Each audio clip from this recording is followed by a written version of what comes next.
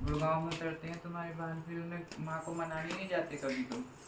नहीं, बच्चों के बाल उतरवा कर बच्चों के बाल उतरवा के फिर उसके बाद से कभी गए नहीं हो? नहीं, कभी नहीं गई। तो फिर आप होली दिवाली भी कभी नहीं जाते उनके पास? नहीं। पितरों का क्या करते हो?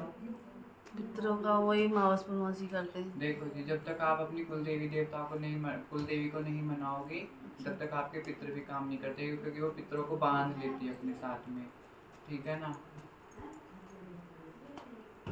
इसीलिए तुम्हारे घर में हारी बीमारी रहती है, इसीलिए तुम्हारे घर में बरकत नहीं रहती, इसी का कारण है। घर में छोटी छोटी बातों पे गुस्सा किसको तेज आता है? बहुत तेजी से जो गुस्सा आता है। मैं खुद गुस्से में रहती हूँ ज़्यादा, मुझे बहुत चिड़चिड़ापन रहता है। हाँ, ये मारने का भी मन हो जाता है। हाँ, कभी यही होता है। मैं उसको बोल देती हूँ, बच्चों को भी ज़्यादा कि मैं मर जाऊँ कि या तो इसको मार दूँ या मैं खुद मर जाऊँ। कभी कभी ऐसा होता है। बहुत गुस्सा आता है मुझे।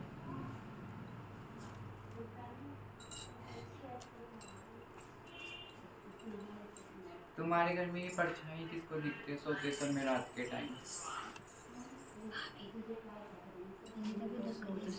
देखते हैं, माँ दिखा रही है कि परछाइयाँ दिखती हैं कि सोते समय डर भी जाती है? नहीं, डरती तो मैं हूँ, लेकिन मुझे कभी सपना कोई याद नहीं रहता। घर में किसी को भी आ सकता है, घर में किसी को भी आ सकता है, पर माँ दिखा रही है कि डर भी जाते हैं बहुत जोर से। डरती तो मैं हूँ। रात के आधी रात के बाद डरते हैं। डरती। ऐसा लगता है किसी ने हमें यहाँ से दबा रखा होगा।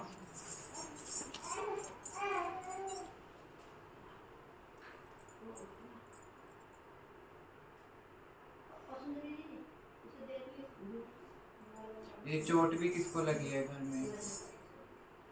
60 साल तक बताएगी माँ, चोट भी लगी है किसी को घर में? इनको ही लगी थी, एक्सीडेंट हुआ है, कई बार हो चुका है। एक्सीडेंट कई बार हो गया? हाँ, कई बार। ये एक्सीडेंट माँ बता रही है कि एक चौराहे पे भी हुआ है ज़्यादातर। हाँ, बता रही हूँ, कई बार हो चुका है, गाजीबाद से आते जाते हैं। हाँ, तो माँ बता रही है कि चौराहे का पास था जिसमें एक्सीडेंट हुआ था, ठीक है।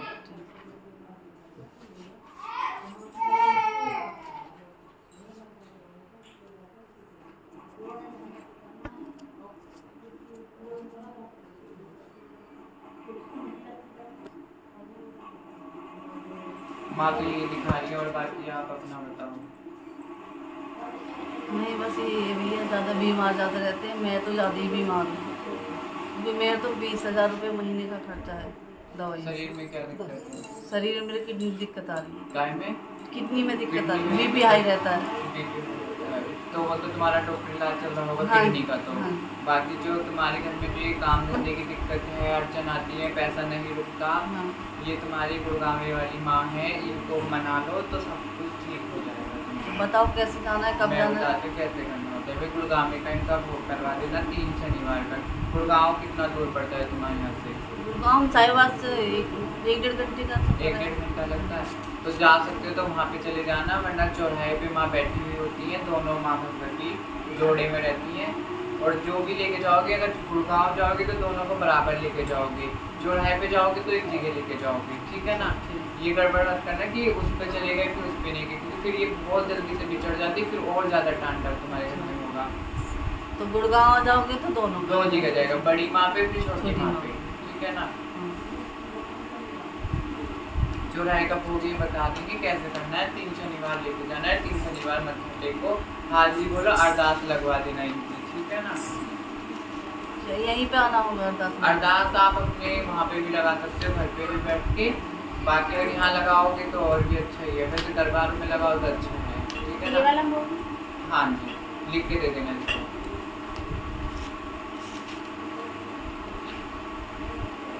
तुमने कभी किसी का कुछ बोला भी है? याद नहीं है कुछ बोला होगा। किसी भगत का इलाज भी चलाएगा? नहीं करवाया है भगत का भी। वो उसका सामान रखा है आपके घर में? नहीं, कुछ नहीं है। किसका इलाज करवाया था? मैंने इलाज करवाया था कि शादी में एक ऐसे ही बैठते हैं। अच्छा। और बालाजी की करते हैं, तो मैं तो उन्हीं जो करने का काम था उन्हीं पैसे दिया ही थी, उन्होंने खुद ही करा होगा जो भी। तुम्हें पता है अगर मैं वहाँ जाती हूँ तो मुझे आराम तो हो जाता है तुरंत, लेकिन मेरी समस्या हल नहीं होती हमेशा के लिए। नहीं, अगर वो उन्होंने क्या बताया था? उन्होंने ऐसे ही बता दिया था कि कोई ये है वैसी कि हाँ कहीं चौराहे पे पैर पड़ा है, ऐसे ऐसे बता कर और इलाज करवाया था तो तुमने उनको पैसे दे दिए थे, उन्होंने पूरे पैसे दिए हैं। देखो हम किसी की गारंटी नहीं ले सकते जब तक अब हम पूजा कर रहे हैं, जब तक हम पूजा नहीं करेंगे और हम इनको सौंप के चले जाएं कि आप पूजा कर लेना, विश्वास फिर भी दुकुड़ रहेगी, पता नहीं करा होगा कि नहीं करा होगा। तो हम पैसा दे दो आते हैं पर हमें ये पता नहीं कि उन्होंने करा है कि नहीं करा, ये अपने आप को, इसीलिए तुम अपने हाथ से माँ को धो के आओगे तो बहुत अच्छा होगा, ठीक है ना। फिर इनको होली दिवाली पे भी मनाना चाहा करो, कभी भी तुम्हारे घर के काम नहीं रुकेंगे, कभी तुम्हारे घर में अड़चन नहीं आएगी और माँ भगवती का तुम्हारे घर में वास रहेगा। तुम्हारी कुल देवी है तो लाके बिठा लो माँ को, छोटा सा फोटो आती है दोनों का, लाके बिठाओ, माँ को ठंडा ही भोग दो हो सके। और जो उतना रात का बसा हुआ खाना रहता है ना, जैसे माँ के लिए हम अलग बनाते हैं, पूड़े हुए गुलगुले हुए, और एक रात पहले हमने इनको बना लिया, अगर इन्हें 3 दिन बाद भी तुम भोग दोगे ना, माँ तब भी प्रसन्न होके खा लेगी। वो ताज़ा भोग नहीं मांगती, उसको ठंडा ही भोग बहुत प्रिय है।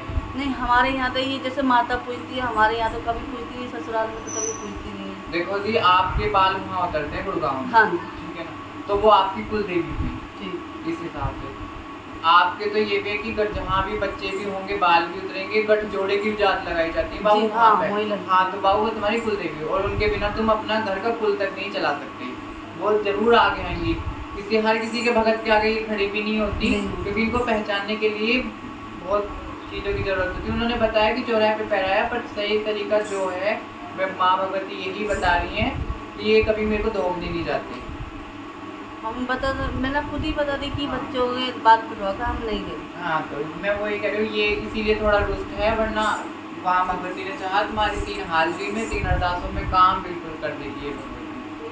पर सबसे बड़ी बात होती है विश्वास और श्रद्धा और सुबरी दोनों होने चाहिए। माँ अरदास से ही काम कर देगी तुम्हारी, अरदास हाजिरी करवा देना भाई इनकी, और ठंडा भोग पहुँचवाना माँ शीतला पे। जब जैसे कि कल शनिवार है तो आज बना के रख लो, शाम के टाइम सिर धोगे नहा के, जहाँ बनाओगे वहाँ पे साफ सुथरा होना चाहिए। माँ का पूरे